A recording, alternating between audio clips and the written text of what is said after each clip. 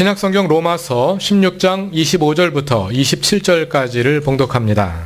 하나님의 말씀을 경청하십시오. 하나님께서는 내가 전하는 복음, 곧 예수 그리스도에 관한 선포로 여러분을 능히 튼튼히 세워주십니다. 그는 오랜 세월 동안 감추어 두셨던 비밀을 제시해 주셨습니다. 그 비밀이 지금은 예언자들의 글로 환히 공개되고 영원하신 하나님의 명을 따라 모든 이방 사람들에게 알려져서 그들이 믿고 순종하게 되었습니다. 오직 한 분이신 지혜로우신 하나님께 예수 그리스도로 말미암아 영광이 영원 무궁하도록 있기를 빕니다. 아멘. 아멘. 하나님께서 이 말씀을 통하여 우리에게 은혜해 주시기를 원합니다. 지난주에 내드린 숙제들 잘들 해오셨나요?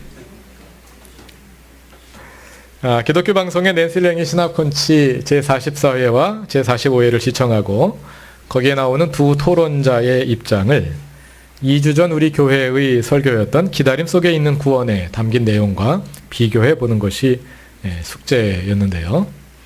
여러 교우들이 그 프로를 재미있게 보았다고 말씀해 주셨고요.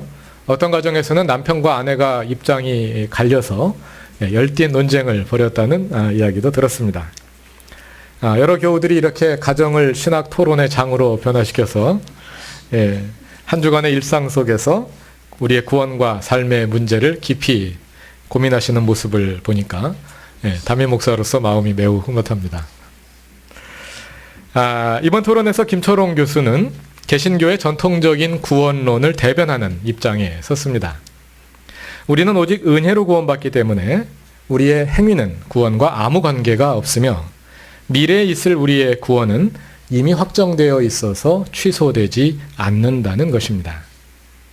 이에 반해 권현경 교수는 전통적인 구원론을 부정하지는 않지만 그 교리가 성경의 메시지들을 정확히 반영하지 못했음을 잘 보여주었습니다.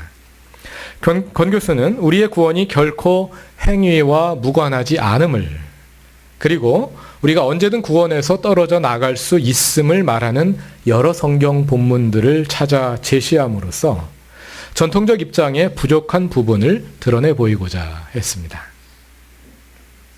이 토론은 주로 권 교수의 공세로 이어졌습니다. 왜냐하면 권 교수가 새로운 관점을 제시하는 도전자의 입장이고, 반면에 김 교수는 전통을 대변하는 방어자의 입장이기 때문입니다. 전체적으로 김 교수는 개신교의 해석 전통을 중요시하고 그 전통에 따라 성경을 해석해야 한다고 주장합니다. 개신교 500년간 형성되어 온 전통을 대변하기 때문에 김 교수의 주장은 논리적 완결성이 뛰어납니다. 그러나 문제는 그 입장으로 설명할 수 없는 본문들이 성경에 많이 있다는 것입니다.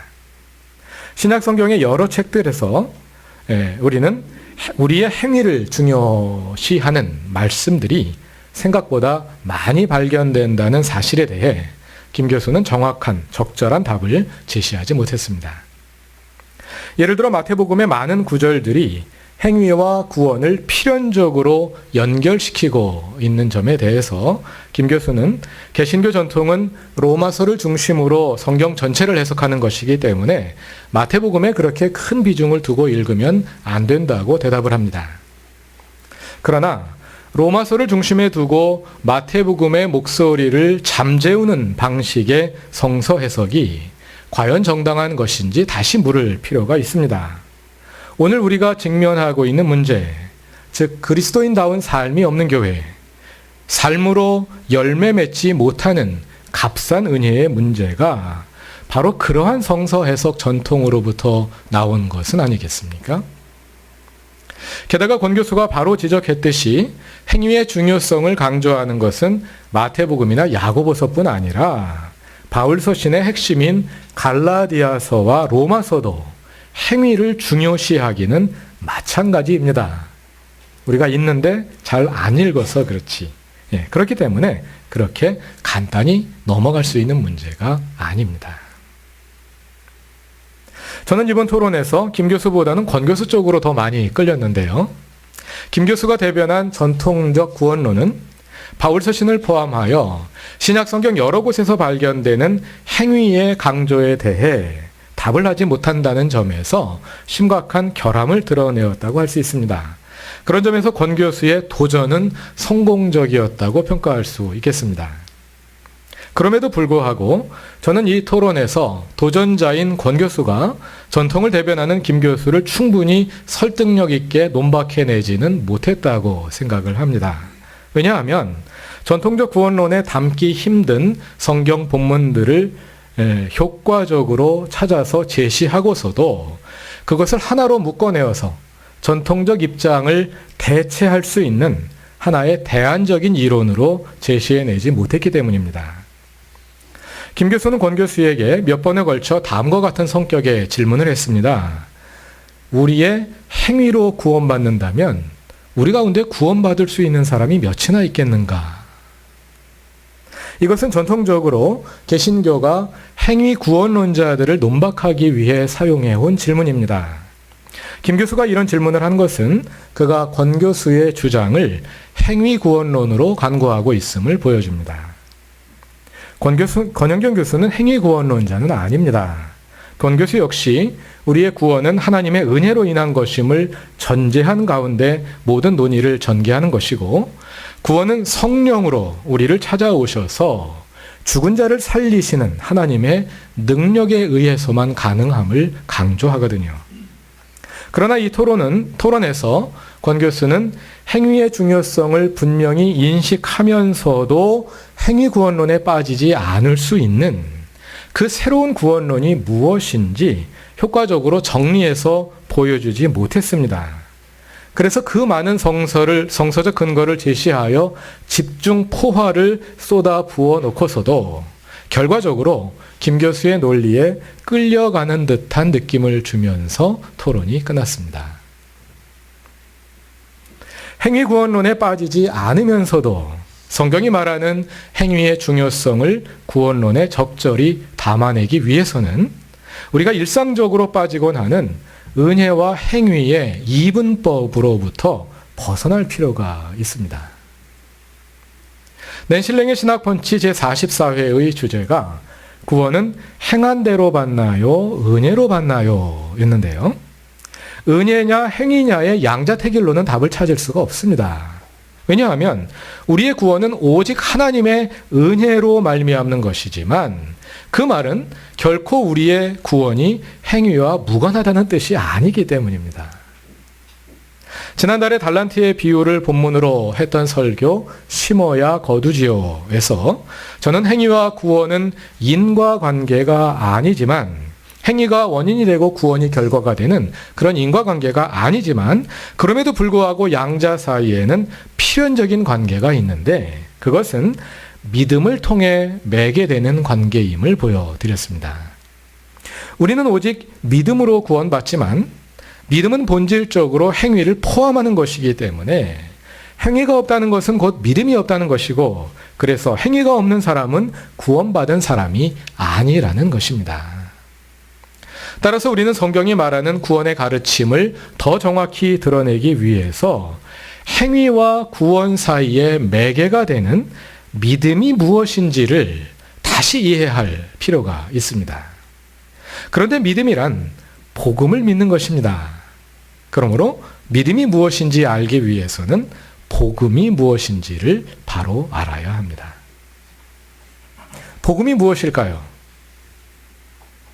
복음은 우리가 매우 잘 알고 있는 익숙한 단어이지만 동시에 그 진정한 의미를 잘 모르고 사용하는 단어이기도 합니다. 저는 이 복음을 바로 이해하는 것으로부터 우리의 신앙이 다시 시작되어야 한다고 자주 강조해 왔습니다. 그래서 오늘은 복음이 무엇인지 성경에서 그 의미를 찾아보고 그 복음으로부터 우리의 믿음을 다시 정의해 보고자 합니다. 오늘 드리려는 말씀은 새로운 것이 아니고요. 그동안 늘 해오던 말씀입니다. 그동안 함께 나누었던 내용을 다시 정리해 보면서 복음이 무엇인지 확인해 보도록 합시다. 복음이 무엇일까 하는 질문을 가지고 성경을 읽어 들어가다 보면 한 가지 문제에 부닥치게 됩니다. 그것은 복음서에 나오는 복음의 정의와 바울 서신에 나오는 복음의 정의가 다르다는 것입니다. 그중 우리에게 더 익숙한 것은 사도 바울의 정의입니다. 바울 서신을 보면 복음의 정의가 제시되어 있는 구절들이 몇 곳 있는데요. 그중 하나가 오늘의 본문입니다. 로마서 16장 25절에서 사도 바울은 그가 전하는 복음은 곧 예수 그리스도에 관한 선포라고 정의합니다. 또 로마서 1장 1절부터 3절을 보면 복음은 하나님께서 예언자들을 통하여 성경에 미리 약속하신 것으로 그의 아들에 관한 것이라고 말합니다. 복음은 예수 그리스도에 관한 것이다. 너무 정확한 정의이지만 또 싱겁죠. 그런데 고린도전서 15장 1절 이하를 보면 그 복음의 내용을 좀 더 구체적으로 제시하는 것을 볼 수 있습니다. 그것을 요약하자면 복음의 내용은 예수 그리스도의 십자가와 부활입니다. 그리고 성경은 여러 곳에서 예수 그리스도의 십자가 죽음이 우리의 죄를 위한 것이라고 말합니다. 그래서 정리하자면 복음이란 예수 그리스도의 십자가와 부활에 관한 이야기이며 그로 인해 내 죄의 문제가 해결되었다는 소식이라 할 수 있습니다. 우리가 그동안 익히 배워온 그런 내용입니다. 새로울 것이 없는 그런 내용입니다. 자, 여기까지는 바울이 말하는 복음의 정의입니다.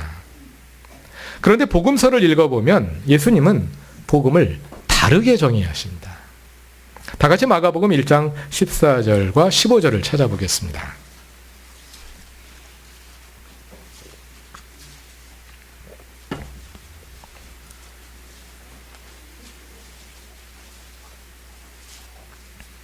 마가복음 1장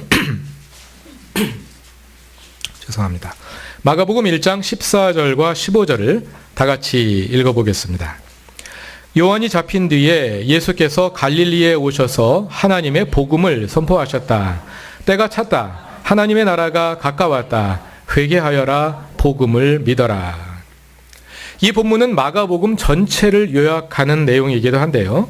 그래서 복음서 전체를 특별히 공관복음 전체를 대표하는 공관복음 전체를 한마디로 요약하는 내용이라고도 말할 수 있습니다. 요한이 잡힌 뒤에 예수께서 갈릴리에 오셔서 하나님의 복음을 선포하셨습니다.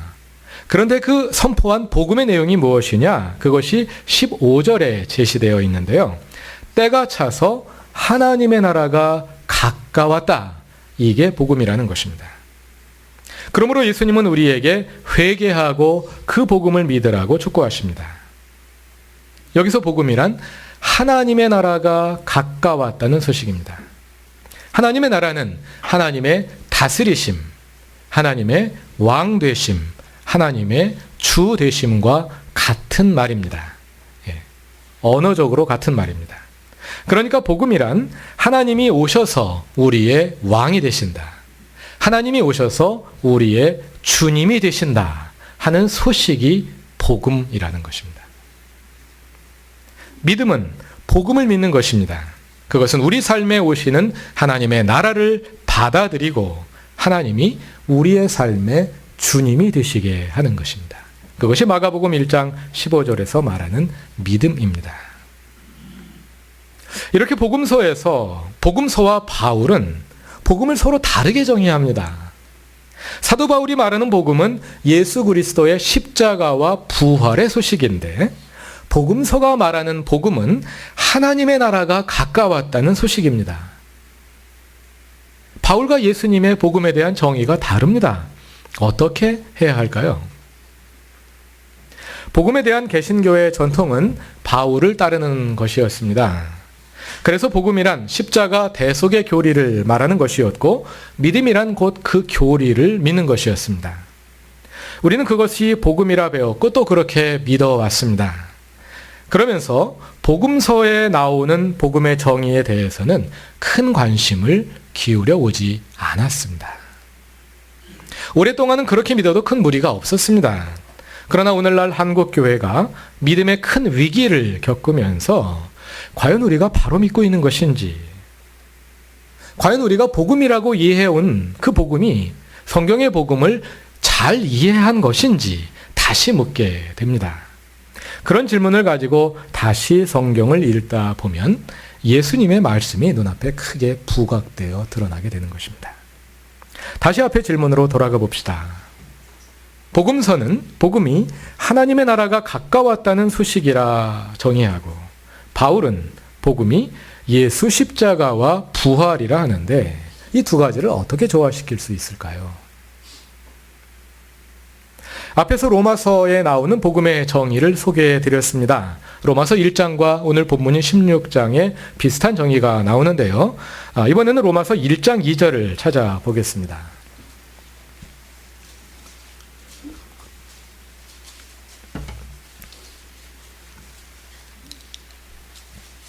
오늘 본문인 16장 26절에도 같은 내용이 나옵니다. 그러나 로마서 1장 2절을 찾아서 다 같이 읽어보겠습니다.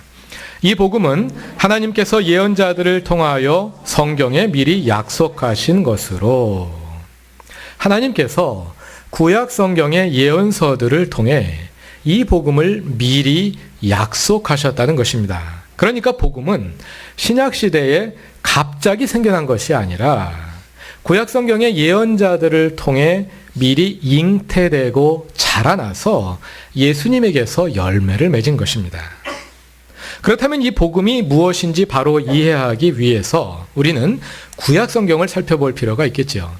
구약 성경이 복음을 어떻게 말하고 어떻게 준비하고 있는가, 그리고 그것이 바울에게서 예수님의 복음으로 어떻게 완성되었는가 탐구해 볼 필요가 있겠습니다.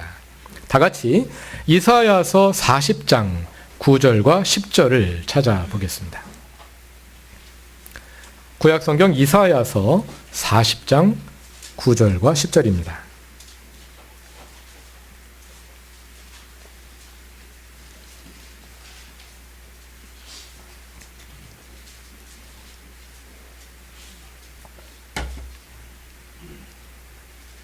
다 같이 읽어보겠습니다. 좋은 소식을 전하는 시온아, 어서 높은 산으로 올라가거라. 아름다운 소식을 전하는 예루살렘아, 너의 목소리를 힘껏 높여라. 두려워하지 말고 소리를 높여라. 유다의 성읍들에게 여기에 너희의 하나님이 계신다 하고 말하여라. 만군의 주 하나님께서 오신다. 그가 권세를 잡고 친히 다스리실 것이다. 보아라, 그가 백성에게 주실 상급을 가지고 오신다. 백성에게 주실 보상을 가지고 오신다. 본문에서 예언자 이사야는 좋은 소식, 아름다운 소식에 관해서 말합니다. 그것이 바로 복음이지요. 복음이라는 말이 좋은 소식, 아름다운 소식, 기쁜 소식, 그런 뜻이니까요. 그런데 그 복음의 내용이 10절에 소개됩니다. 복음이란 무엇이냐 하면 만군의 주 하나님께서 오신다. 그가 권세를 잡고 친히 다스리실 것이다. 이 소식이 바로 복음입니다. 하나님께서 오셔서 친히 다스리실 것이다. 다른 말로 하자면 하나님의 통치, 하나님의 나라가 온다가 되겠죠. 마가복음 1장 15절은 하나님의 복음을 하나님의 나라가 가까이 왔다 하는 메시지로 정의하는데요. 이사야서에 나오는 이 복음의 정의를 마가복음이 그대로 사용하고 있는 것입니다. 앞에서 읽은 로마서와 고린도전서 본문에서 사도 바울이 뭐라고 했습니까? 복음은 예수 그리스도의 십자가와 부활의 소식인데, 그것은 곧 구약 성경의 예언서를 통해 미리 약속하신 것이라고 하지요. 사도 바울이 전하는 복음이 곧 예언서가 약속한 바로 그 복음이라는 것입니다. 같은 복음이라는 것입니다. 이사야가 말하고 예수님이 확인하신 그 복음, 곧 하나님의 나라가 온다, 하나님이 오셔서 다스리신다는 약속이 예수의 십자가와 부활을 통해 성취되었다는 것입니다. 그러므로 복음서에서 예수님이 정의하신 하나님의 나라 복음과 사도 바울이 정의한 십자가와 부활의 복음은 사실은 동일한 복음이라는 것이죠. 다시 구약 성경으로 돌아가 생각해 봅시다. 하나님이 오셔서 다스리신다는 소식, 하나님께서 오셔서 우리의 주님이 되신다는 소식이 왜 기쁜 소식이 되겠습니까? 그 이유는 그 예언서를 읽고 있는 시점에 이스라엘은 하나님이 아닌 다른 세력들의 지배당하고 있었기 때문입니다. 이스라엘은 남북으로 분단되어 각각 신아시리아와 신바빌로니아에 의해 멸망당한 후에 페르시아, 헬라, 로마로 이어지는 연이은 제국의 지배를 받았습니다. 그러한 계속된 제국의 압제하에서 신음하며 그들은 하나님께서 그들 가운데 오셔서 그들을 제국의 지배로부터 해방해 주시고 친히 그들의 하나님이 되셔서 그들을 다스릴 날을 기다려왔던 것입니다. 그러므로 하나님의 나라가 온다는 소식이 이스라엘에게 기쁜 소식, 곧 복음이 되는 것입니다. 그 복음에 대한 기다림과 기대가 예수 그리스도를 통해 이루어졌습니다. 예수님은 하나님의 아들이자 그 자신이 하나님으로서 이 땅에 하나님의 다스리심, 하나님의 주 되심을 가져오신 분입니다. 그래서 하나님의 나라는 하나님의 아들의 나라, 곧 예수 그리스도의 나라이기도 하고 하나님의 주 되심은 곧 예수 그리스도의 주 되심이기도 합니다. 바울 복음의 핵심인 십자가와 부활은 예수께서 그 하나님의 나라에 대한 기대를 이루시는 방법이었습니다. 사도행전 2장 29절 이하를 보면 하나님은 유대인들이 십자가에 못 박아 죽인 예수를 살리시고 높이 들리셔서 하나님의 오른편에 앉히셨다고 말합니다. 십자가와 부활을 통해 예수님을 왕좌에 올리시고 그에게 하나님의 나라의 왕권을 주셨다는 것이죠. 그래서 결국 복음서에 나오는 예수님의 하나님 나라 복음과 사도 바울이 말하는 예수님의 십자가와 부활의 복음은 같은 것이며 서로를 보완하는 관계에 있다고 말할 수 있겠습니다. 정리하자면 복음의 핵심은 하나님의 나라, 예수의 주 되심입니다. 그리고 십자가와 부활은 예수님이 우리의 주님이 되시는 길입니다. 그러므로 우리가 예수를 믿는 것은 단지 십자가 대속의 교리를 믿는 것만으로 우리의 믿음이 완성되었다고 말할 수 없습니다. 십자가와 부활을 통해 예수님이 우리의 주님이 되셨습니다. 그러므로 예수를 믿는 것은 예수님을 우리의 삶의 주님이 되시게 하는 것입니다. 그것이 믿음의 핵심입니다. 구약성경의 이스라엘이 하나님께서 오셔서 다스리시며 수많은 제국의 연이은 지배로부터 해방시켜 주실 것을 기대했다면 예수님은 우리에게 오셔서 우리를 죄와 죽음의 지배로부터 해방하시고 우리를 하나님의 나라로 옮기셨습니다. 그것이 사도 바울이 골로새서 1장 13절과 14절에서 말하는 바와 같습니다. 하나님께서 우리를 암흑의 권세에서 건져내셔서 자기의 사랑하는 아들의 나라로 옮기셨습니다. 우리는 그 아들 안에서 구속, 곧 죄 사함을 받았습니다.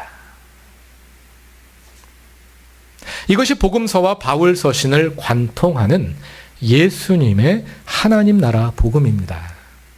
복음은 예수께서 오셔서 우리를 죄와 죽음의 지배로부터 건져내시고 친히 우리의 주님이 되신다는 기쁜 소식입니다.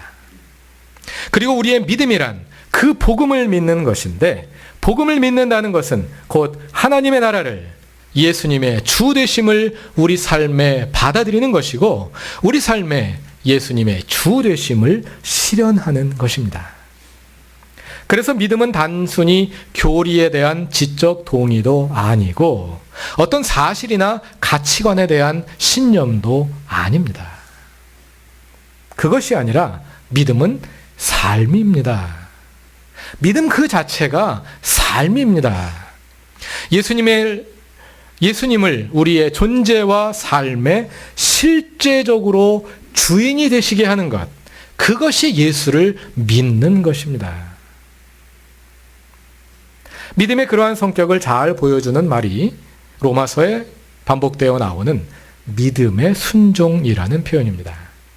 오늘 본문인 로마서 16장 26절에 이 어구가 등장하는데요. 다 같이 로마서 16장 26절을 찾아보겠습니다.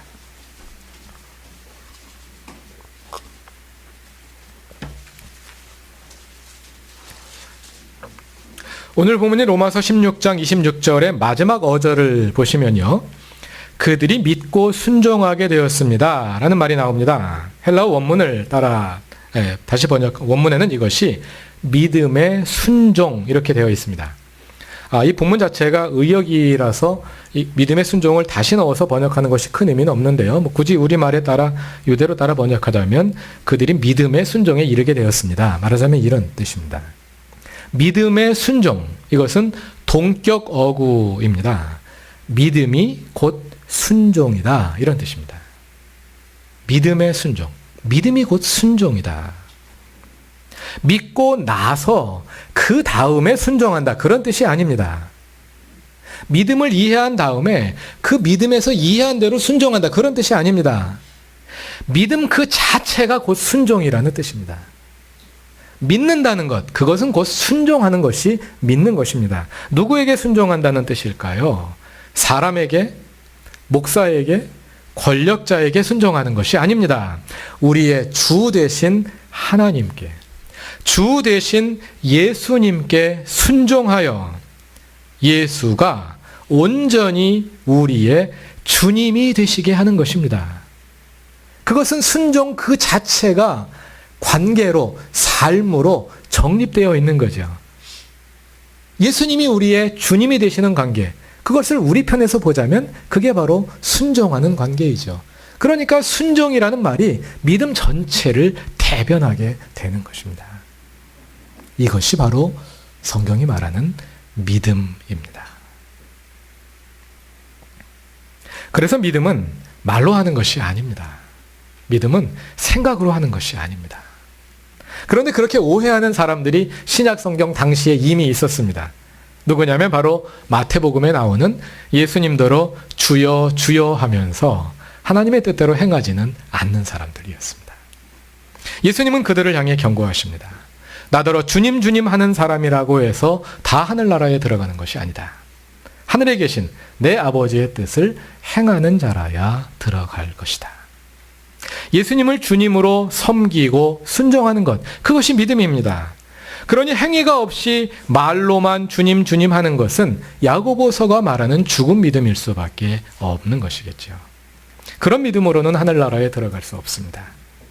예수님을 주님으로 섬기되 말로만 그리하는 것이 아니라 행위로, 삶으로 그리하는 사람이 진정 예수님을 믿는 사람이고, 그렇게 삶으로 믿는 사람이라야 하늘나라에 들어갈 수 있다는 것입니다.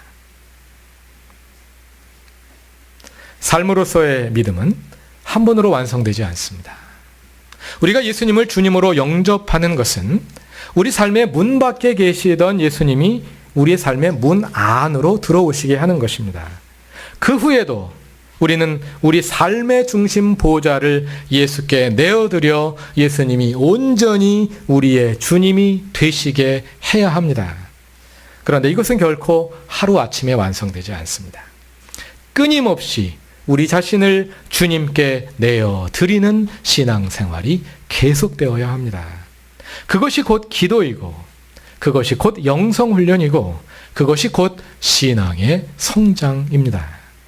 그 기도와 훈련과 성장은 우리의 일생을 통해 계속되어야 합니다. 그래서 믿음은 하나의 과정입니다. 그 과정에서 우리는 예수 안에 머무르게 됩니다. 예수 안에 머무른다는 것은 죄와 죽음의 지배를 따르지 않고 예수를 주님으로 지속적으로 섬기는 것입니다. 파라오의 질서를 거부하고 하나님의 질서를 따르는 것입니다. 우리가 예수 안에 머물 때 마치 포도나무 가지에 붙어있는 가지를 농부가 먹이고 보살펴서 열매를 맺게 하는 것처럼 하나님께서 우리로 하여금 좋은 열매를 맺게 할 것입니다. 때에 따라 우리는 비일비일한 연약한 가지일 수도 있습니다. 걱정할 필요가 없습니다. 주인이 보살펴서 열매를 맺도록 만들어주시기 때문입니다. 그러나 가지가 스스로 포도나무로부터 떨어져 나간다면, 다시 말해서 우리가 하나님의 주 되심을 거부하고 죄와 죽음의 지배로 파라오의 질서로 돌아가 버린다면 우리는 하나님과 관계 없는 사람이 되어버리고 말 것입니다. 예수 안에 머무는 것, 그것은 명목상으로 그리스도인의 신분을 유지하는 것을 의미하지 않습니다.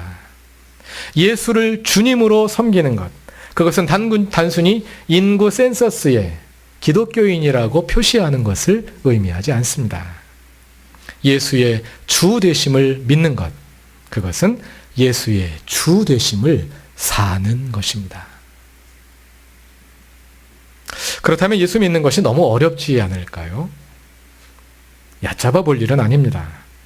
그러나 그리 어렵게만 한 일도 아닙니다.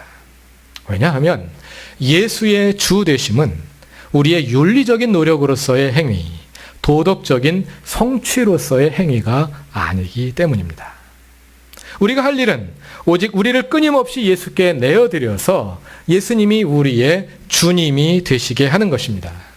성령에 이끌려 살아가는 것입니다. 그래서 그 주님이 나를 통해 행하시게 하는 것입니다.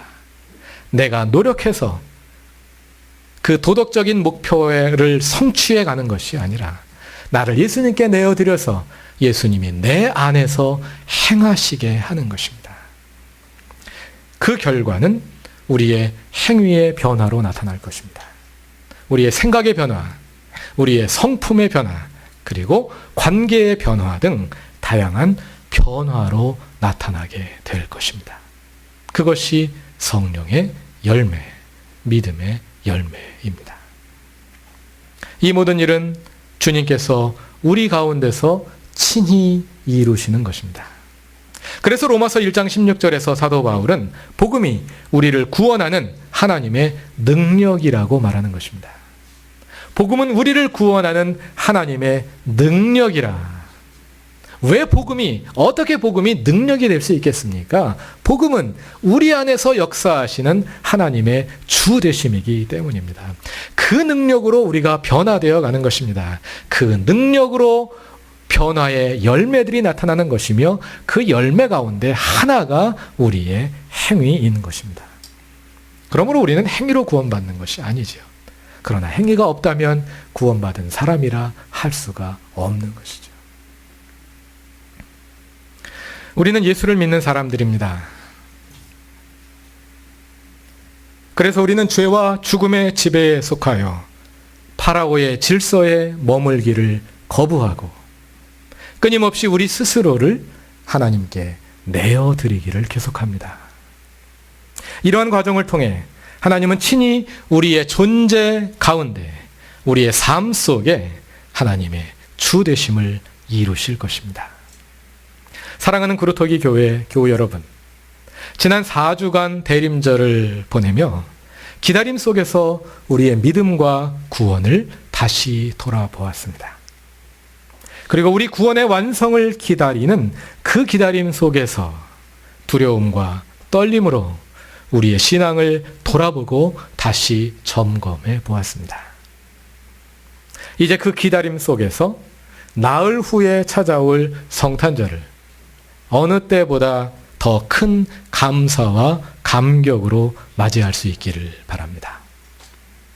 마라나타, 주님의 오심이 멀지 않았습니다. 다 같이 기도드리겠습니다.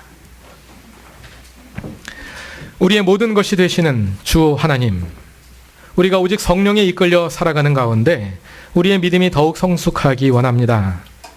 믿음의 순종을 통해 우리의 삶으로 믿으며 늘 예수 안에 머물러 우리의 존재와 삶 속에서 주님의 주 되심이 더욱 실현되어 가게 하옵소서.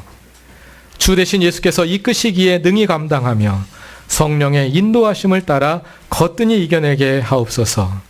하나님으로부터 오는 기쁨과 감사가 우리 삶에 가득하게 하옵소서. 예수님의 이름으로 기도드립니다. 아멘.